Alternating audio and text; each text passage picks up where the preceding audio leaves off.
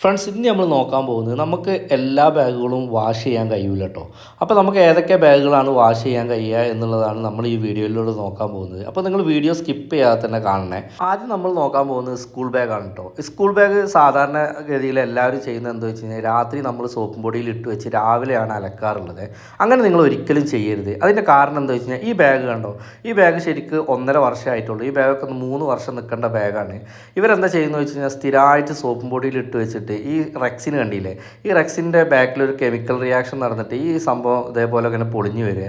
നിങ്ങൾ പ്രത്യേകം ശ്രദ്ധിക്കേണ്ടത് എന്താ വെച്ച് കഴിഞ്ഞാൽ നിങ്ങളെ സ്കൂൾ ബാഗിൻ്റെ അടിയിൽ ഇതുപോലത്തെ ഒരു റബ്ബർ കോട്ടിംഗ് ഉണ്ടോ എന്ന് ആദ്യം നിങ്ങൾ നോക്കണേ. ഇത്തരത്തിലുള്ള റബ്ബർ കോട്ടിംഗ് ഉള്ള ബാഗുകളാണെങ്കിൽ നിങ്ങൾ ഒരു കാരണവശാലും സോപ്പും പൊടിയിൽ കുറേ നേരം ഇട്ട് വെക്കരുത്. നിങ്ങൾക്ക് സോപ്പും പൊടിയിൽ ഇട്ടിട്ട് അപ്പം തന്നെ എടുത്തിട്ട് അതിലുള്ള അഴുക്കുകൾ നിങ്ങൾ ഒരതിയിട്ടാണ് കളയേണ്ടത്. അല്ലാതെ സോപ്പും പൊടിയിൽ കുറേ നേരം ഇട്ട് വെച്ചതുകൊണ്ട് ഒരിക്കലും അഴുക്ക് പോവില്ല.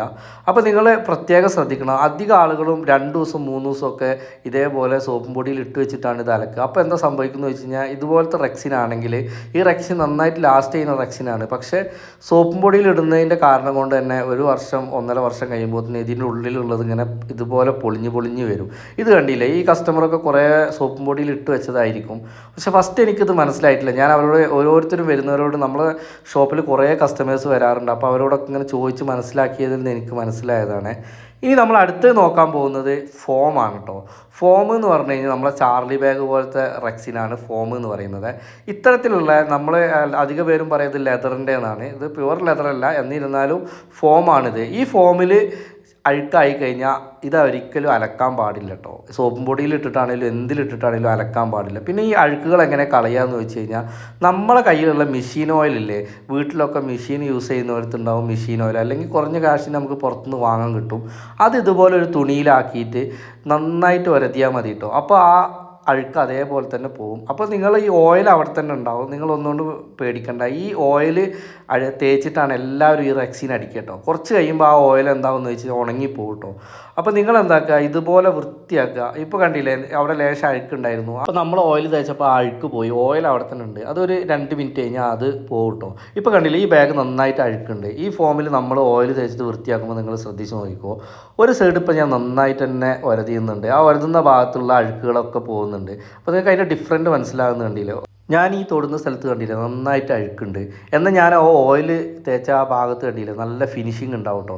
അപ്പോൾ നിങ്ങൾ ഇത് നന്നായിട്ട് തന്നെ ഓയിൽ തേച്ചിട്ട് ഇതിലത്തെ അഴുക്കൊക്കെ ഇതുപോലെ തന്നെ കളയണേ.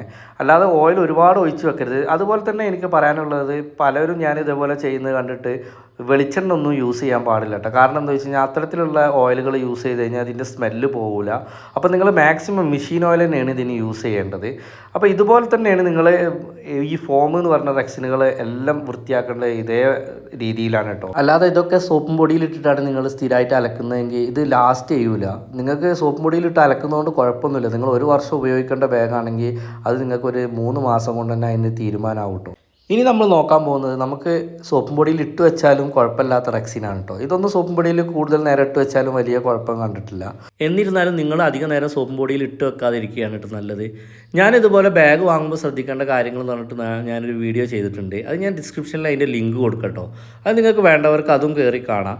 അതേപോലെ തന്നെ നിങ്ങൾക്ക് ഈ വീഡിയോയിലുള്ള അറിവ് ഇഷ്ടപ്പെട്ട് കഴിഞ്ഞാൽ ഷെയർ ചെയ്യും. നമ്മളൊരു സ്കൂൾ ബാഗൊക്കെ വാങ്ങിയിട്ട് 2 വർഷം യൂസ് ചെയ്യാൻ കഴിഞ്ഞിട്ടില്ലെങ്കിൽ ഒന്നില്ലെങ്കിൽ ആ ബാഗിന് ക്വാളിറ്റി ഉണ്ടാവില്ല, അല്ലെങ്കിൽ നിങ്ങൾ യൂസ് ചെയ്യുന്നതിൽ എന്തെങ്കിലും മിസ്റ്റേക്ക് ഉണ്ടാവും കേട്ടോ. അപ്പോൾ നിങ്ങളെയൊക്കെ അറിയുന്ന എന്തെങ്കിലും അറിവ് ഉണ്ടെങ്കിൽ അത് നിങ്ങൾ കമൻറ്റിൽ രേഖപ്പെടുത്തണേ. ഇന്ന കാരണം കൊണ്ട് എൻ്റെ ബാഗ് പെട്ടെന്ന് കംപ്ലയിൻറ്റ് വരുന്നുണ്ട് എന്ന് പറഞ്ഞിട്ട്. നമ്മളെ ഷോപ്പ് വരുന്നത് വയനാട് ജില്ലയിൽ മേപ്പാടിയിലും കൽപ്പറ്റയിലുമാണ് കേട്ടോ. നമ്മൾ ഇതേപോലെ തന്നെ സ്വന്തമായിട്ട് നിർമ്മിച്ചിട്ട് ഹോൾസെയിൽ പ്രൈസിൽ കസ്റ്റമറിലേക്ക് എത്തിക്കുകയാണ്. അപ്പോൾ വയനാട് ജില്ലയിൽ ഉള്ളവർക്ക് നമ്മളെ അടുത്താണെങ്കിൽ നിങ്ങൾക്ക് ഒരു വട്ടം നമ്മളെ ഷോപ്പിൽ നിന്ന് ബാഗൊന്ന് വാങ്ങി നോക്കട്ടോ. എത്ര കാലം നിൽക്കുന്നുണ്ട് എന്നുള്ളത് നിങ്ങൾക്ക് അപ്പോൾ മനസ്സിലാവും.